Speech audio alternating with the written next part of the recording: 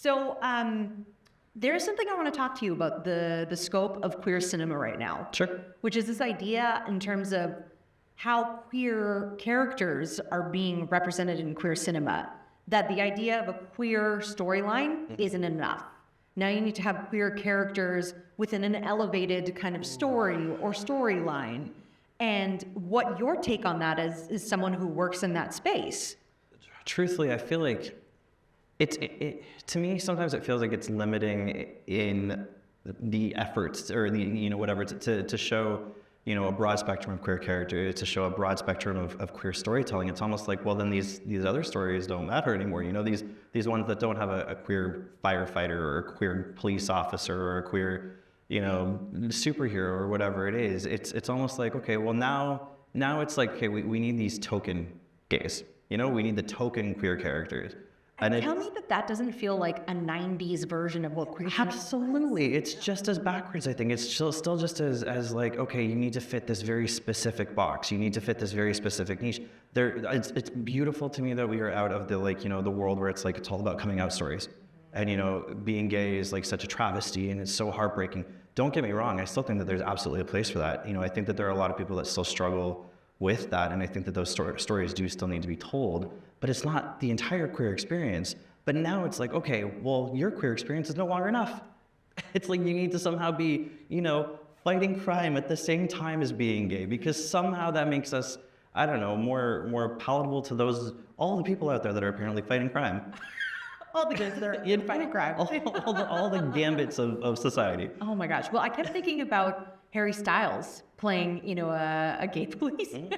Yeah. In terms of is that the kind of queer story that we're looking for now? Is that it's just an element of who they are? Is that enough? I really don't know. I think that that's what people think that we're looking for. I think that it's at least a step in the right direction, in the sense that it's like, okay, yeah, we're expanding beyond just what's always been told. Mm-hmm. But I still feel like it's shutting down just the day-to-day stuff, because the vast majority of us are just day-to-day people, going through day-to-day things, going through those, I think it's truly enough to just be like, well, I'm gay, but I also deal with depression that's completely unrelated to, my sexuality. And there's this idea of this, every elevated genre is like a very buzzword in terms of film festivals and programming right now. Everybody wants an elevated genre. But to me, that while that is exciting, because that does lead to different kind of storytelling, it also kind of takes away the tenderness of what can be a very individual story. Absolutely. I think that there's such a fine line to walk there, because I think that sometimes when we're trying to elevate things, and then it becomes elevated beyond the point where it's relatable. And I think that relatability, to me, I love watching people that truly reflect my experience on screen, or a version of it, or at least, some kind of snippet of it, or whatever you want to call it. But I'm like, now I feel like we're starting to lose that again in just a very different way. Interesting. And as someone you've just written your first kind of feature film in terms of specifically this story of queer cinema. So what did you look at in terms of that experience of what you wanted to show in this film? Truthfulness. But truthfulness, here's, I'm sometimes a bad gay.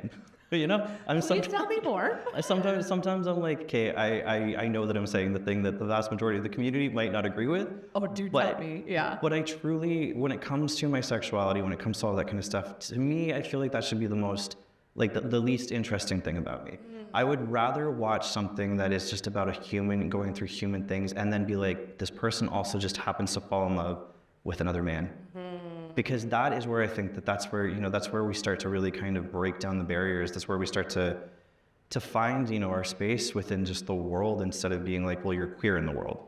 Yeah. Well, and I really started to think in terms of the L word for me was so formative in terms of queer representation, and especially within that, and it was so human. These are, regular women and the things that they face on an everyday basis, but put in this sense of community where they could just live those, traumas, for lack of a better word. Yeah. But it didn't feel like it wasn't enough. That entire world was something big enough. Exactly. So in terms of what was your inspiration for the things that you used to look at? It's such a random film, but the movie that I always go back to is called Shelter. Mm. It is this gay surfer film. Love it. And it's again, it's just one of those things. Yes, it is a coming out story of sorts, but it's so, yeah, it's beautiful. Oh, love it.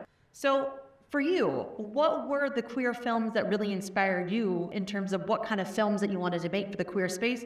What are the queer stories or characters that really inspire you or want to make you engage more in queer film?